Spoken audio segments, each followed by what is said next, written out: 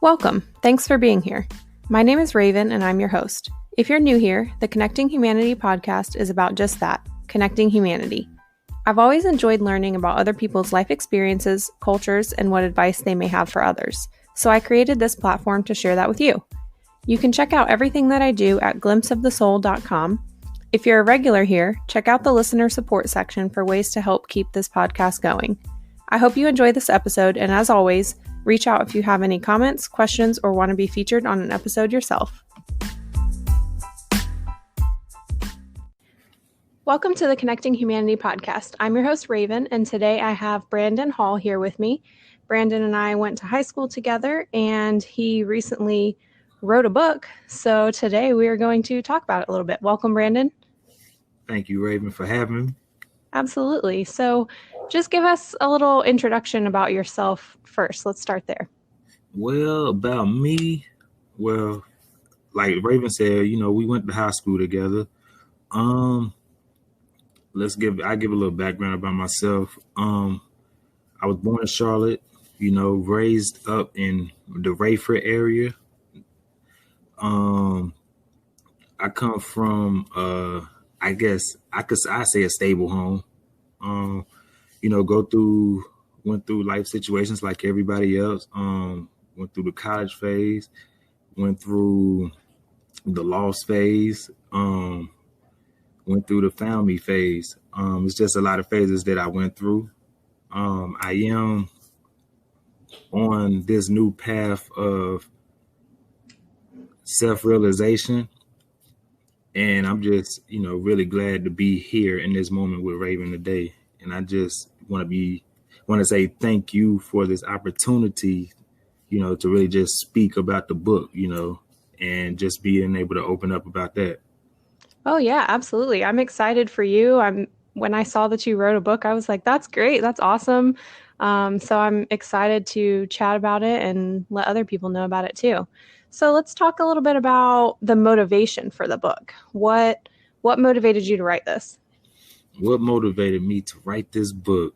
Well, let's say the first, I always thought that I had, a unique voice, sort of say. And I tell you this, my journey from writing to writing actually started from rapping. Okay. So let's go back to after my college days.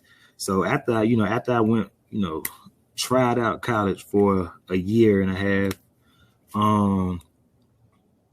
I started being around different people, just trying to explore who I am. So I came across rapping. And so I was actually pretty good. And I was real good with the pen. I was what they would call a lyricist, and I was just real good at flipping words. So my writing started then.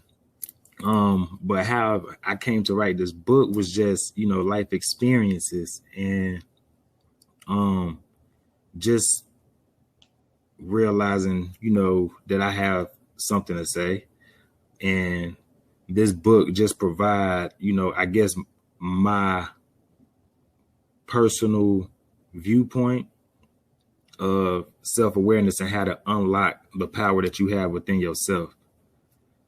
So I just felt the need to have that it was a book out there. I'm sorry, it wasn't a book out there like the one that I have about self-awareness. So I just felt the need that it needed to be something out there. So I just started writing. And then here we are today. So I want to get more into the book, but first off, I didn't know that you did any rapping. Did you share this out? I did, but I didn't. Okay. I did. I did because I was forced. Let's say, okay. Just because the people that I was around, they was putting out music. So I had to put out something, with them. Mm-hmm. What was the other part of the question? I'm sorry.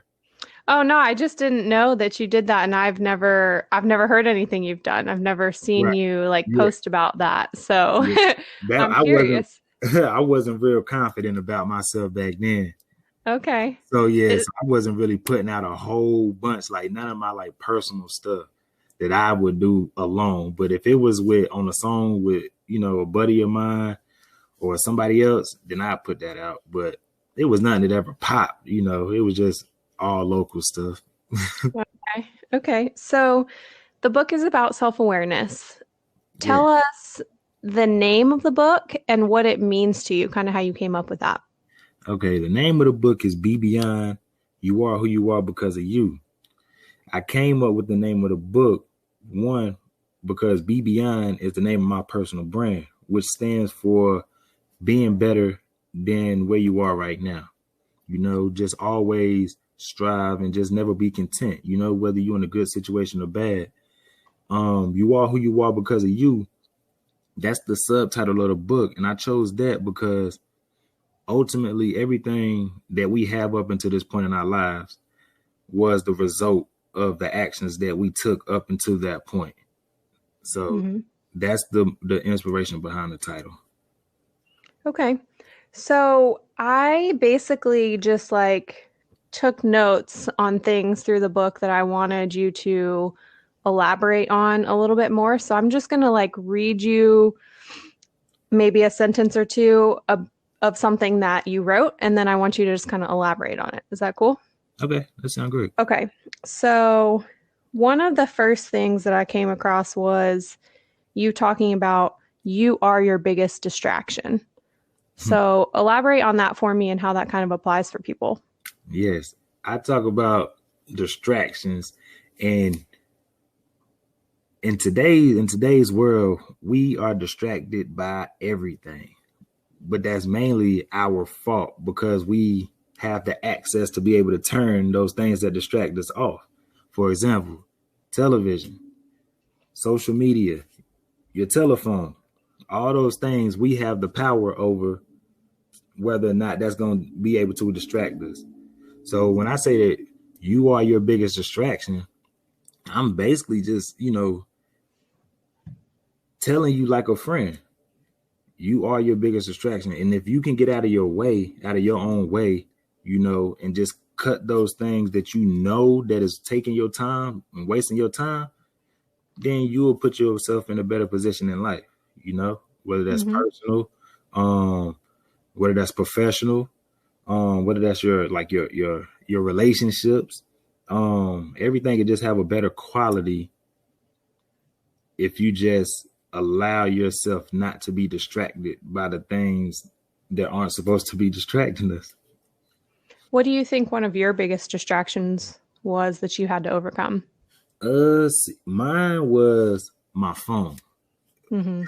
My phone, and constantly feeling the need to have to check on social media. Yep. That was my biggest thing.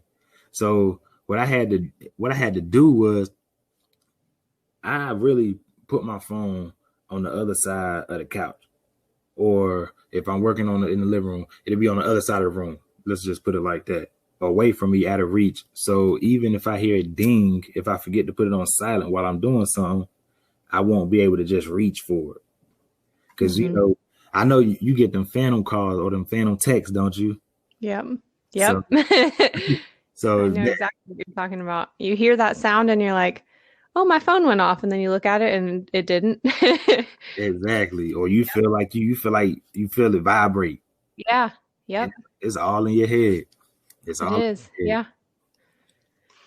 So the next thing is you talk about a few steps in how to change something about yourself. But before you talk about that, you talk about near-death experiences.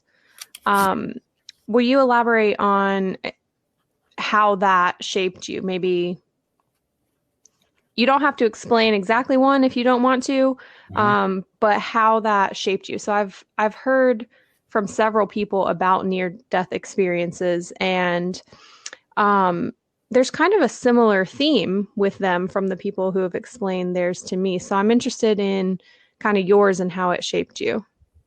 Okay. Well, mine, I'll explain one situation, in particular. Okay. And this situation just kind of helped me realize, that I do have a bigger purpose here. It was a crazy incident.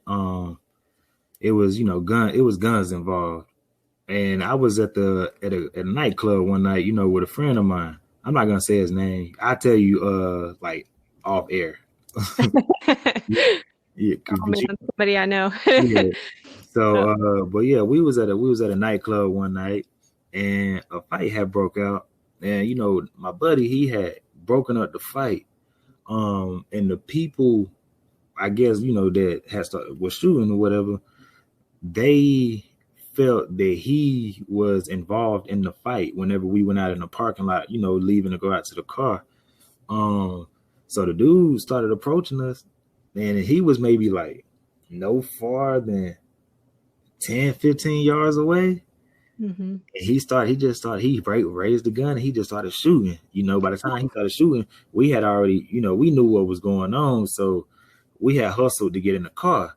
And he was, like I said, he was no further than being on the other side of your kitchen. Mm-hmm. And he was shooting from that close. But the crazy thing, well, it ain't even crazy.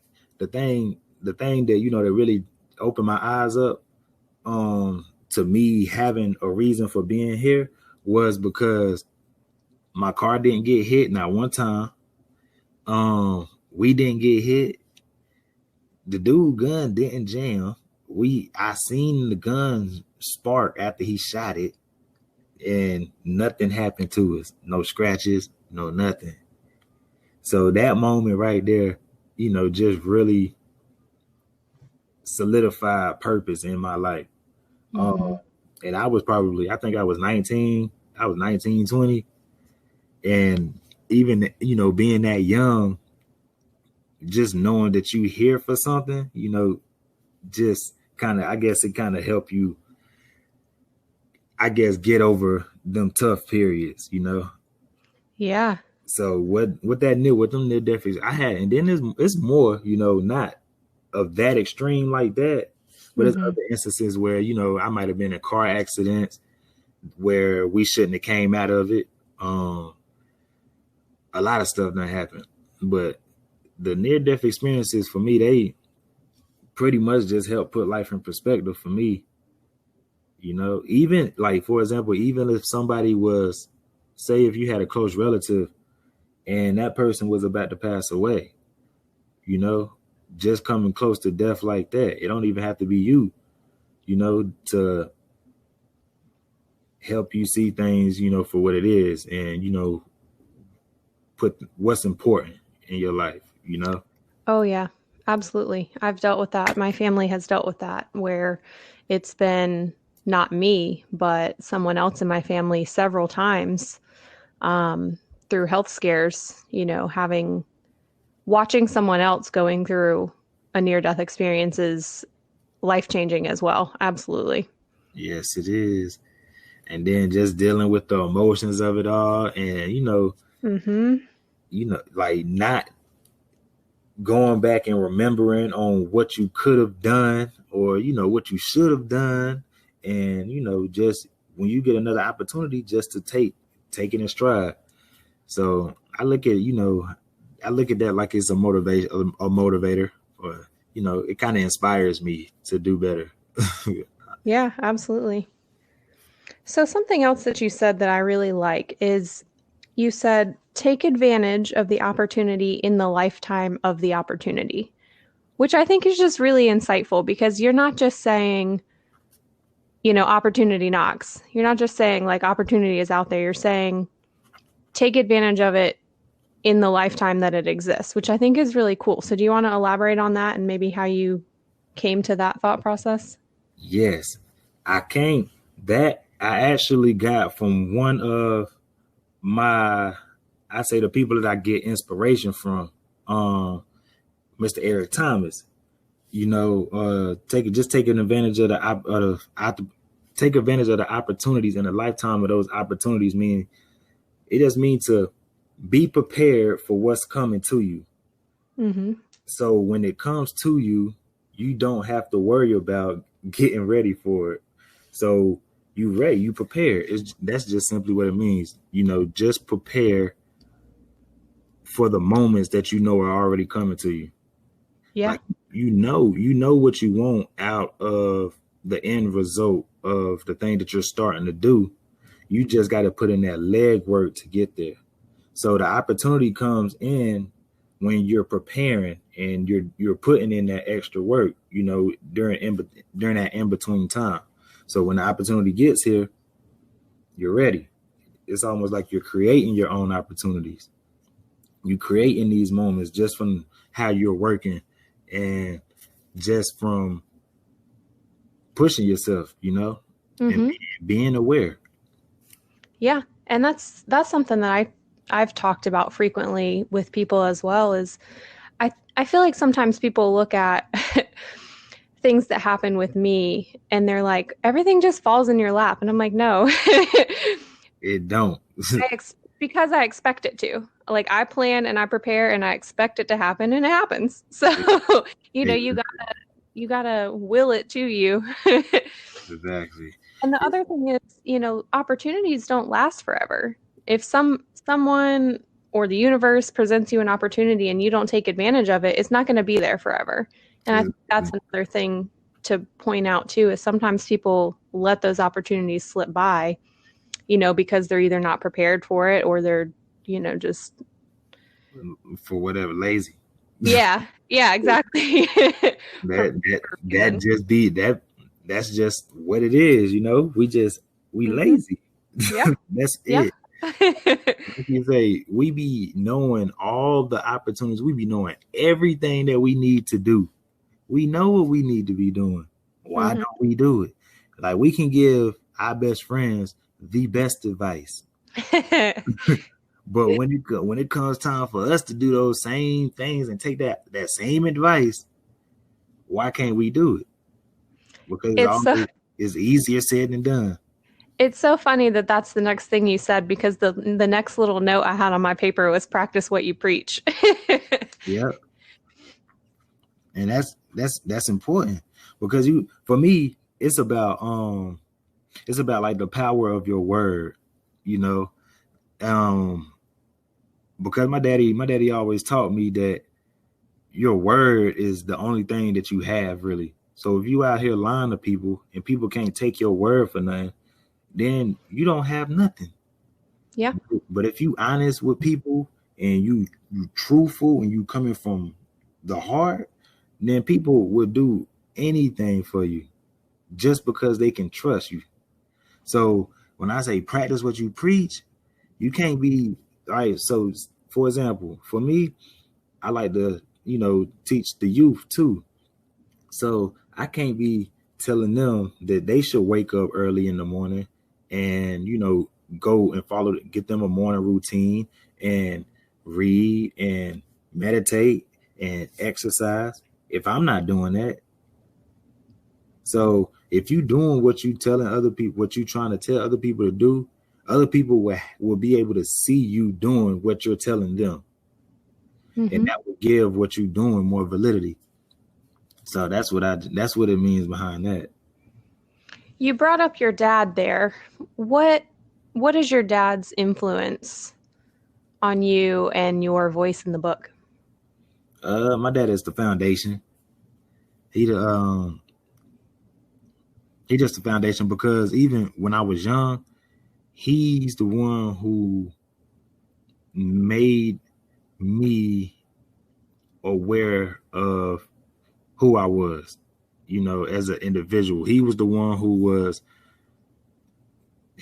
showed me how to be an individual, how to be unique, you know, how to stand out, how to be different, and just, you know, how to be aware of everything and how to be prideful, you know, but at the same time being humble, you know.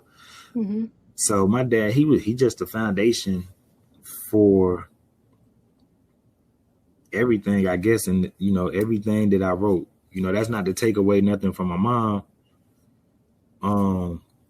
But my dad was really just that one who showed me at a young age how to be different. So that's what this book, you know, writing a book, nobody around me has written books. You know, I do have a cousin that has written a book, but I'm like talking about my peer circle. No one around me has written books. So how can I be different? How can I do what I love to do, what I've always done, and bring value? You know, my dad showed me that it's okay to be passionate. It's okay to love what it is that you do. And so that love came about, and I'm able to, you know, push that through there. So that's why he was the foundation for this book. Because even in his absence, well, not absence, or even in his, you know, death, I still feel his presence. And now he passed away before high school, during high school? The year I was gonna go to high school, 2005. Okay. So I went I was in ninth grade in August of that year. So how did that shape you and your, I guess, experiences through high school, you think? I was a lot more antisocial than I would like to be. Like, I know if my pops was alive, I would have been, you know, more on the scene. Like, when my dad died, I closed off. I became a shell of really who I was. Like, I won't say my personality was dark, but I was just depressed, you know, and I didn't really have like a self-expression. Like, the way I expressed myself was through sports, you know, through football, through baseball. So yeah. Oh my gosh, you were in that picture that I took for the newspaper of the baseball team, weren't you?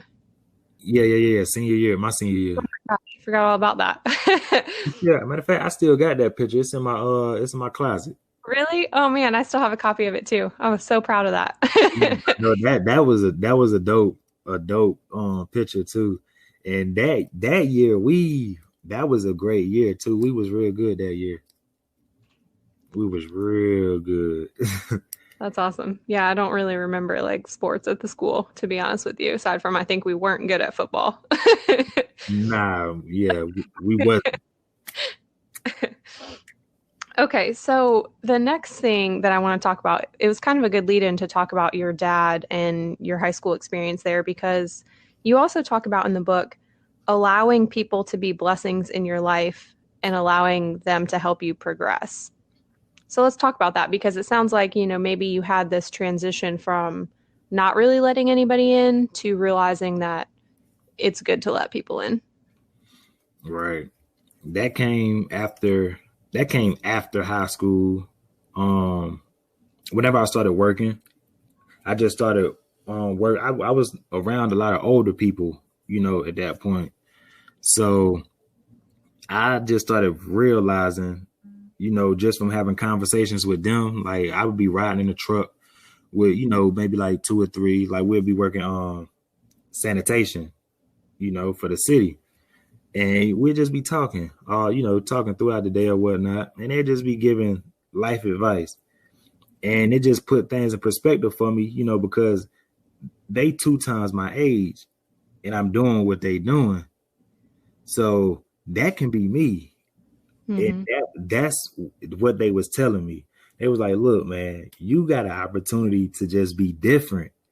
And it's what they was telling me wasn't no different from what people was telling me before. You know, when I was 16, 17, 18, I just wasn't at a place to be able to receive it because I was so closed off, you know, because of because of when my pops passed, I just closed myself off. So I could do everything on my own. I take care of it. Son, I need, I get it.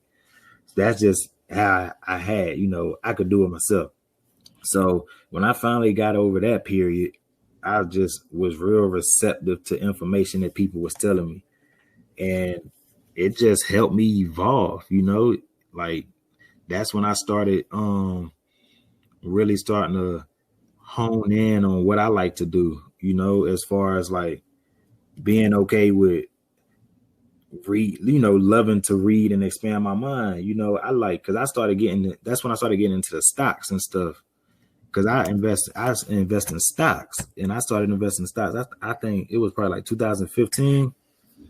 So I, just being around and taking advice of people, that just positioned me better. That just influenced my mind to just be greater, Yeah, absolutely. Taking from other people around you can be so helpful. And sometimes we think, well, I'm independent. I don't need anybody. And everything. Yeah. So I want to ask you about something that I guess is a little bit controversial, and if if the answer doesn't go well or you don't want to talk about it, then we'll just cut this piece out later. But what is your view on the term toxic masculinity? Toxic masculinity. Quick break. If you have any interest in recording your own podcast, Anchor is the way to go. They have an app you can put on your phone, or you can use it straight from your browser. You can create everything that you need to right within the app, and Anchor will help distribute your podcast for you so it can be heard on any platform you like without you having to lift a finger. You can even make money from your podcast with no minimum listenership. Go download the free Anchor app or go to anchor.fm to get started in creating your own podcast. They say it's a man's world, but in my honest opinion, I think that's backwards. And that's why we live in this world, this war-torn world. So that, I don't like it. Toxic masculinity, I just think it's a term that's deemed just for, to be honest, I don't even know. I just know that we're not supposed to be living in this testosterone fueled world. I know that. I know we're supposed to be living in a matriarch system, Okay. So I'll leave it at that. Okay. All right. I like it. I'm gonna keep that. Yeah. Okay. It's like you can't have a successful king without his queen right there. Yeah. But in today's world, men think we don't need women. Right. That's backwards. So I'll leave it at that. Did you happen to listen to the last podcast I did? No. Okay. Was y'all talking about that? What's that? I said, did y'all mention that? So the last one was just me talking about this book that I read about how birth control affects women, and then also how it can affect men through women, which I just found very interesting. And what you said just kind of confirms some points. So it's interesting. Oh yeah. So that's a whole nother conversation right there. Oh yeah, for sure. I could talk about that for hours. Right. That's a whole nother thing. So let's talk about, you brought up, and I laughed at this part of reading through the book. You mentioned misconceptions about what we need in order to be successful. And then the next sentence was web of lies. And I was like, oh, that's funny. So what does that mean to you? What's the web of lies, the misconceptions about what we think we need to be successful? We just think that we need, okay. For example, for me, when I would, get ready to, or when I was ready to publish this book, I had started, getting into my head and pretty much saying like, dang, I started looking at the cost and how much it was going to cost for me to like publish it, because I wanted to self-publish it. So I was like, dang, I'm gonna have to pay for everything. So I was looking at trying to find publishers. Everything was a couple $1,000 to get it edited. That was gonna be another couple $1,000 to get it printed out. That was gonna be another couple. I was like, yo, I ain't got none of them $1,000. So that's just some of the things, that we tell ourselves to kind of negatively influence us, to kind of get us to stop doing it. That's like a defense mechanism that's built in to ourselves. And we just get in the habit of telling ourselves lies about what we need in order to be able to finish the stuff that we need to be done. And the truth is, everything we need is already in us, whether that's an answer to your question or a new idea, whether you get some new inspiration, from reading or just from sitting down with yourself. You already have everything inside of you that you already need. And that was the whole thing behind that. We don't need to be looking at any outside influences to get what you already know you need, what you already know. Yeah, and you bring up a really good point about, just money in general. I mean, I think we live in a society where money rules a lot of things. And I've seen this in my own work and working with like organizations and entrepreneurs as well, is everybody always thinks you have to have more money to do more. And that's not always the case. With a little bit of creativity, you can do a lot without money, or with little, smaller amounts of money than you thought. It just takes a little more creativity and a little more planning and a little more help.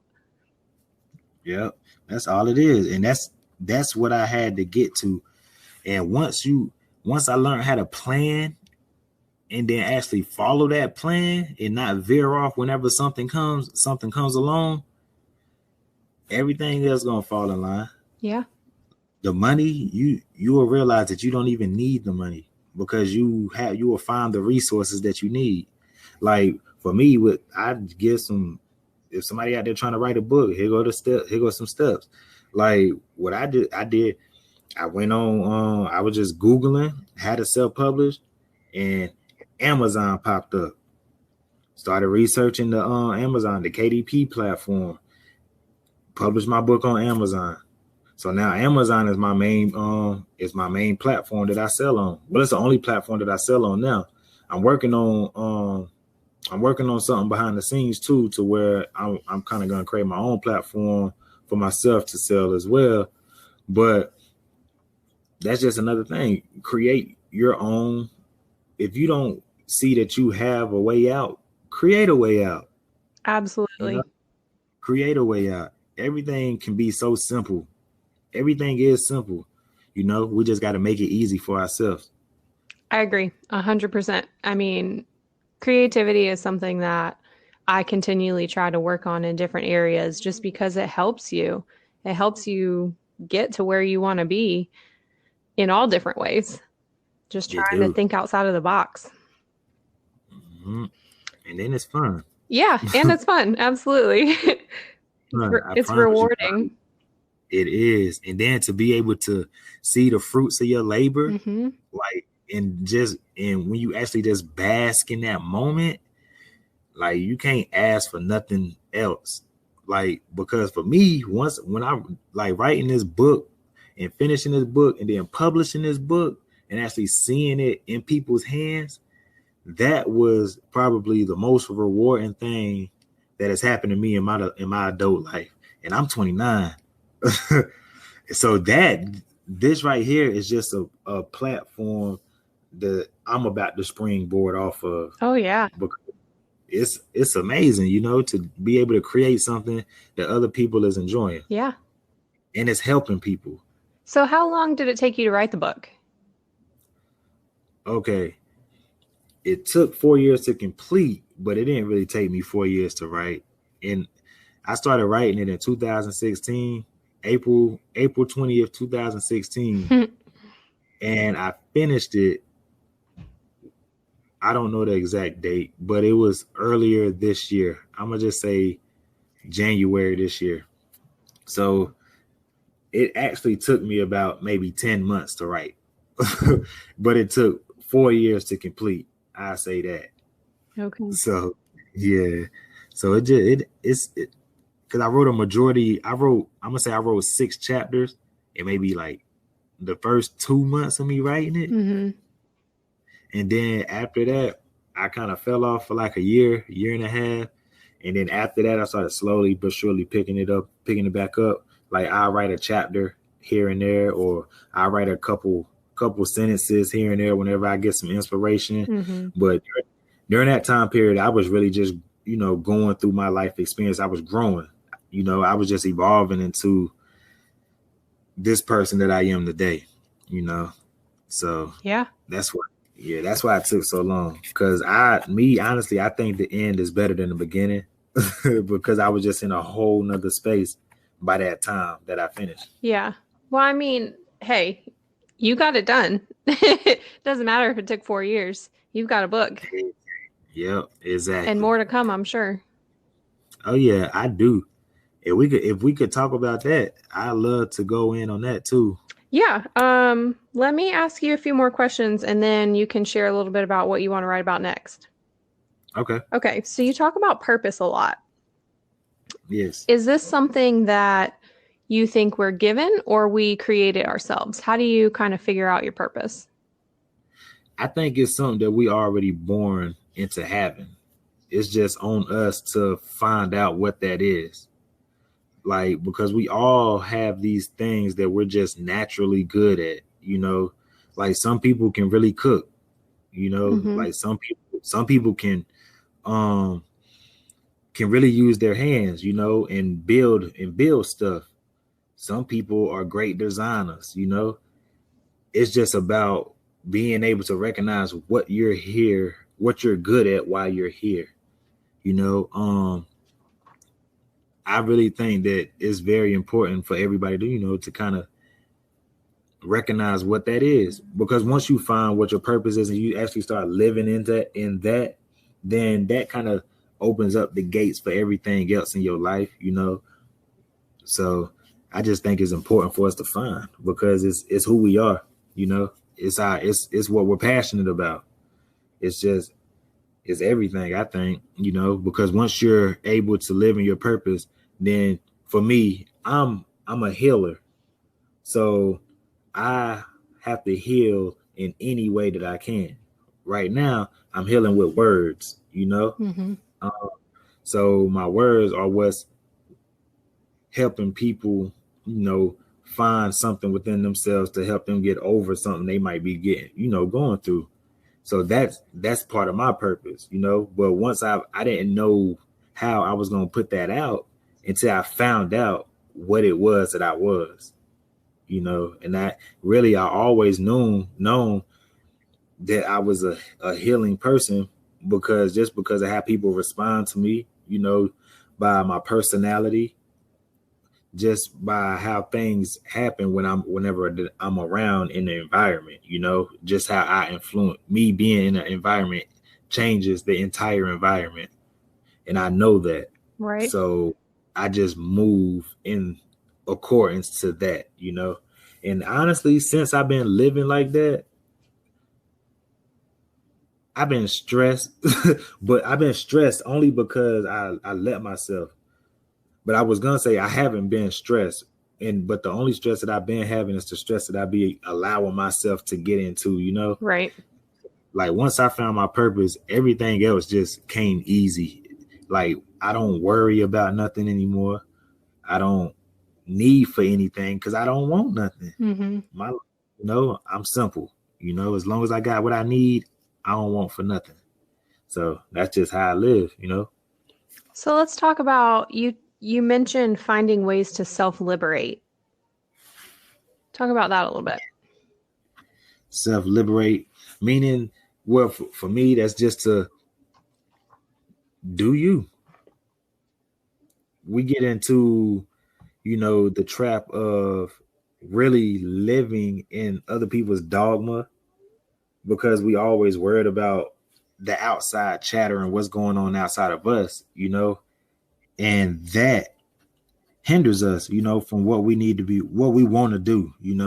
When you get around a group of people, you're not thinking like yourself. Self-liberate yourself away from that so you can really dream and be yourself. My whole purpose, my whole thing behind everything is to help people get to the point where they can just be them. And I feel like if everybody can just be them, then we wouldn't have a lot of the problems that we have in this world. Yeah. Well, and that leads me into something else really important too, is ruling over one another versus coexisting. You mentioned that in your book, and, kind of us coexisting and appreciating everyone's separate talents versus trying to rule over everyone. Right. That goes back to purpose, and everybody got a part to play. Mm-hmm. Everybody can't be a chief. Some people got to be the Indians. Everybody can't be the boss. Some people got to be the employees, the workers. Everybody has a part to play. But until you know your part, then you're going to be trying to play everybody else's position. And that's where we all bump heads at. We can coexist so easy if we just knew ourselves. Right. And accepted others for them. And accepted others for who they are. Yeah. Exactly. So you talk about fear in the end part of the book, about living in fear is basically you're isolating yourself from yourself. What's your experience with that? My experience with that? Okay. I used to, like I said earlier when I was talking about, my rapping days when I just wasn't confident. It wasn't because I wasn't good. It was just because I was fearful of everything going on outside of me. Like if you allow that fear, to build up in you, it could get to the point where you won't even move, and you won't even that'll stop you from accomplishing so many things in your life just because of something that's not real. It's just something that we build up in our head, and that we allow it to break us down, from the inside. Because for me, whenever I have a fear, let's say I'm going out for this huge job opportunity, and I'm fearful of not succeeding in doing that could hinder the entire interview process. So my thing now, and my mindset now, is why would I go into it fearing what I already know what I'm finna get? Mm-hmm. So overcome. It's no place for, it's like, this world is no place for fear, especially in today's time. And yeah, what was the thing? The question again? I know I'm No, you're good. It was just about that phrase of living in fear and isolating yourself from yourself. So you're good. Okay, yeah. But I agree that we should not be living in fear. I think it's very easy for people to fall into fear, especially right now and over the past few months. But, right. I mean, what kind of way is that to live, Exactly. So right. I think something that you mentioned that can help us with that is you mentioned childlike mentality. Tell me your thoughts on that a little bit. Childlike mentality. For example, remember when we was kids and we would just be out all day doing God knows what. Yep. With no technology, because back then we didn't have no cell phone. We didn't have nothing, no internet.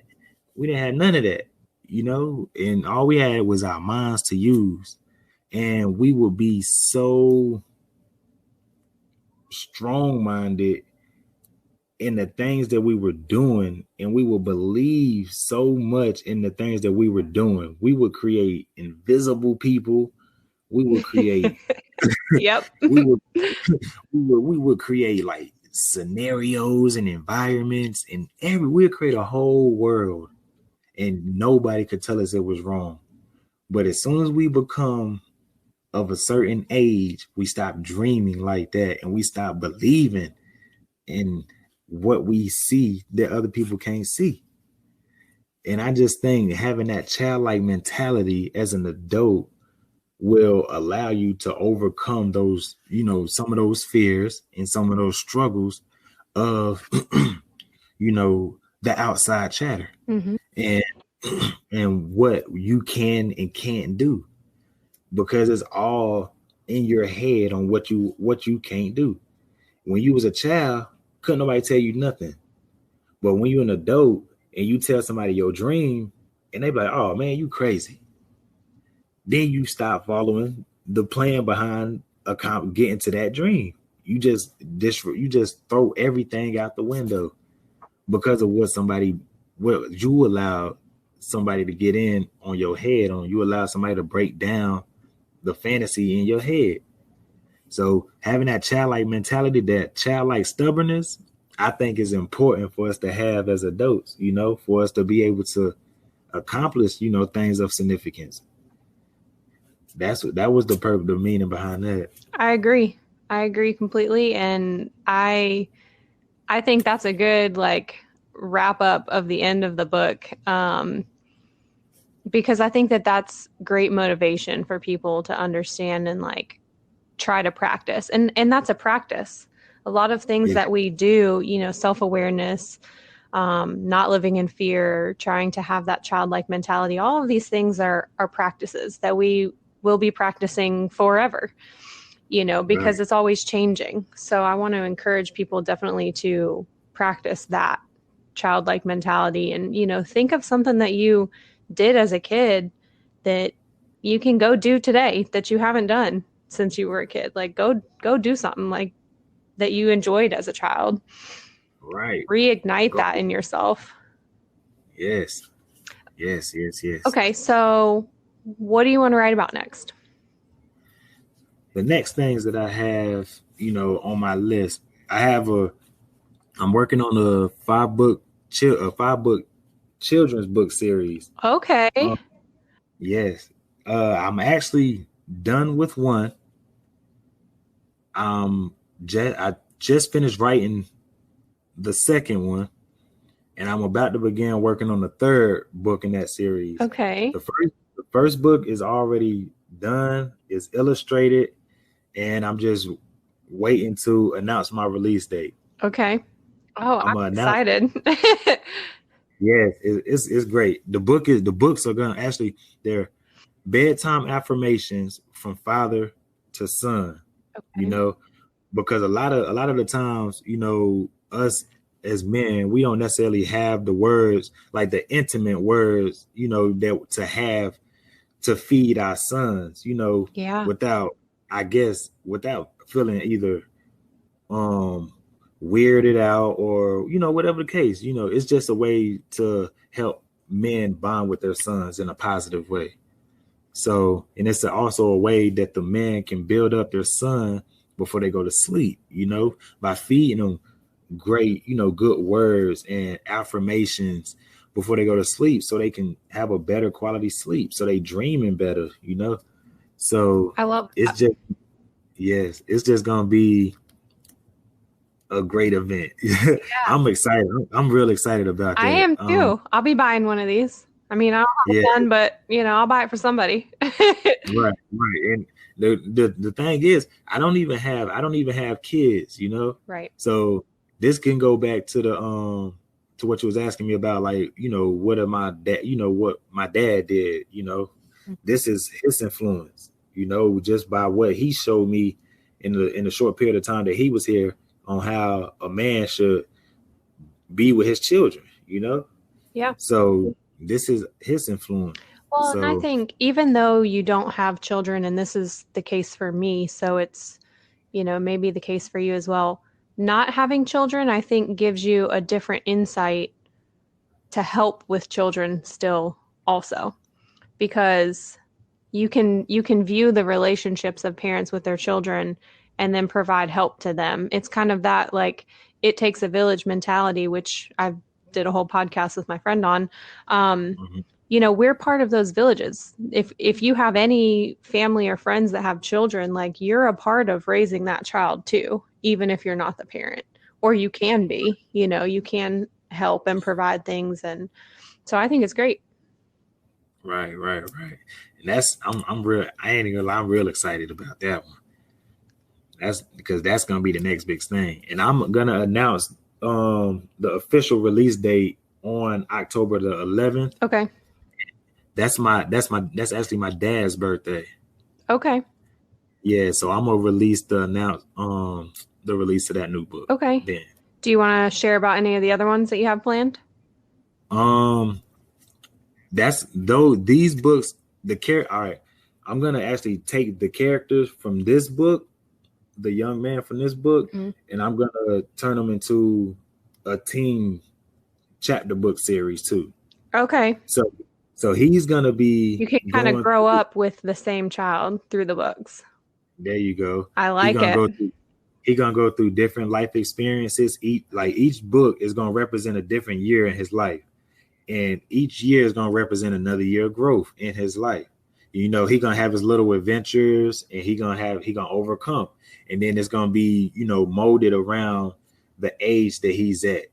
So it's gonna be trying to reach that audience of children with wherever he's at. So I'm excited about that. And then that's gonna turn into me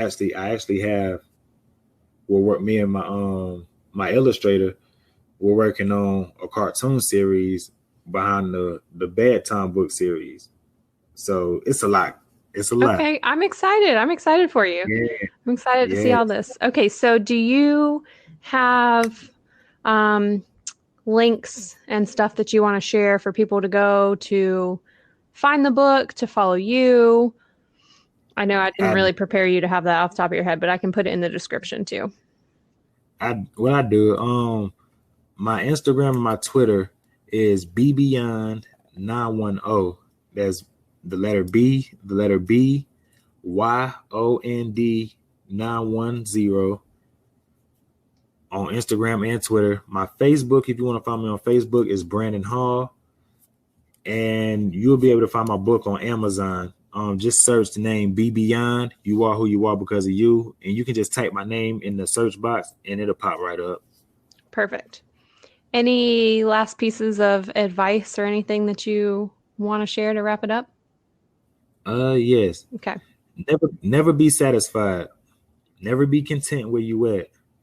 Always stay positive and always stay light. Always be the light in the room. I love it. Well, thank you so much for being here and sharing about your book. And I'm glad we got to talk about it and share it with everybody. Oh yeah, and I'm glad. I appreciate you having me on here, Raven. I had a good time, good conversation. Yeah, absolutely.